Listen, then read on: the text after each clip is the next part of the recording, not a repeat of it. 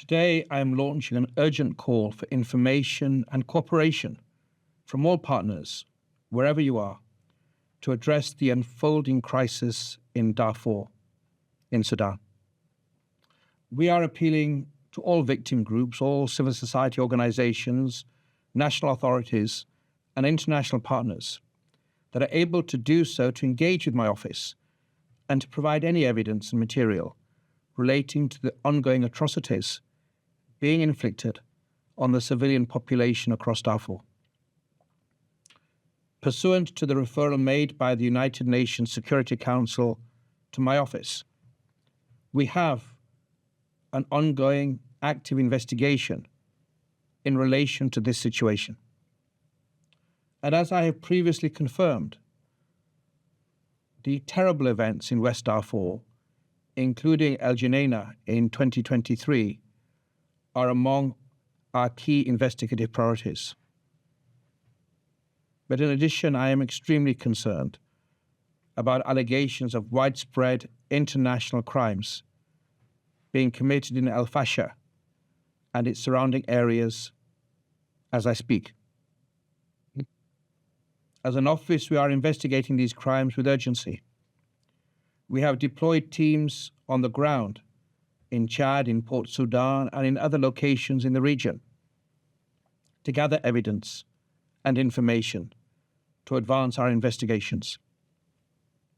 We are seeking to work with all individuals and all agencies to collect relevant and reliable information, cogent evidence that will strengthen our investigations and may support applications for arrest warrants in relation to those that seem to be most responsible for the violations apparently being perpetrated.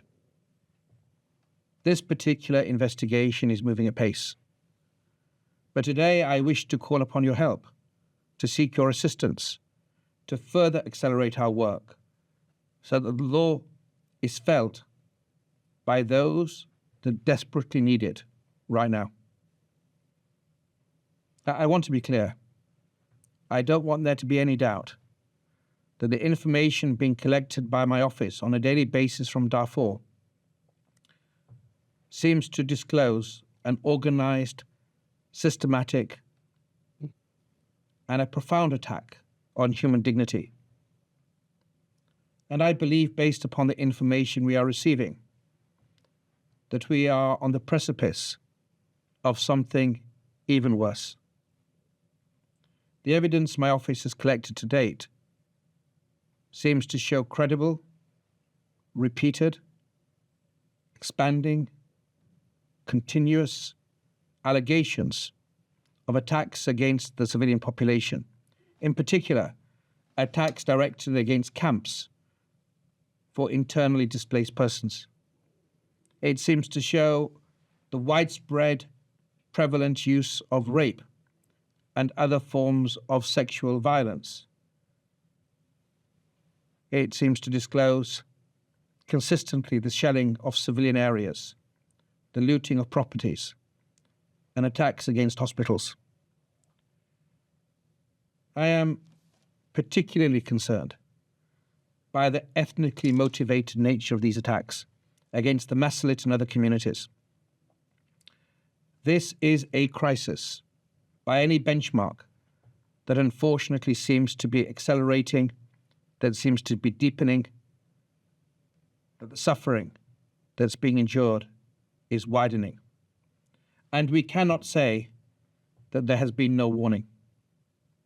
In my statement to the United Nations Security Council in July last year, and again in January this year, when briefing the Council directly from Chad, where I had the privilege of meeting with those impacted by this conflict on the border of Darfur, I underlined as clearly as I could the breadth and severity of the human tragedy that was unfolding. And it's not my voice alone, it's not only the views of my office.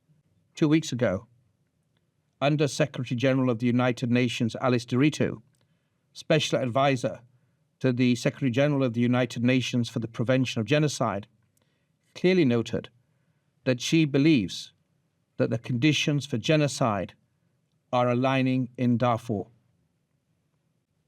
Chilling words, and her words were clear, that civilians are being attacked and killed because of the color of their skin, because of their ethnicity, because of who they are. In support of our investigation into these crimes, we are calling in particular for any video, photographic or audio material that those on the ground have been able to capture. We are asking civil society and all partners, all individuals, all of you watching, to provide any contacts that you have with those who may be able to provide testimony, information, or evidence to advance our investigations. And we're asking our national authority counterparts, state parties and non-state parties alike, to share any evidence, any information that they're collecting or that they have collected or have available to them in relation to these profound allegations of international crimes that are increasingly emerging and cannot be ignored. We ask that you send any relevant information to us on our dedicated secure platform, OTP link, and the address of that will be on your screen as I speak. It is an outrage that we are allowing history to repeat itself once again in Darfur. We cannot and we must not allow Darfur to become the world's forgotten atrocity once again. This is a defining moment. Across the major conflicts we face globally, we must show whether there is value in our statements, in our promise that all international crimes are deserving of accountability, that all people are equal, that all communities deserve the protection of the law, and that all lives have the same value. The Office of the Prosecutor, the men and women of my office, are committed through our work in partnership with all of those who seek justice to ensure that these words, these promises, these imperatives are met with the effective application of the law. That requires our focus, it requires your support, and I hope we will have it. Thank you.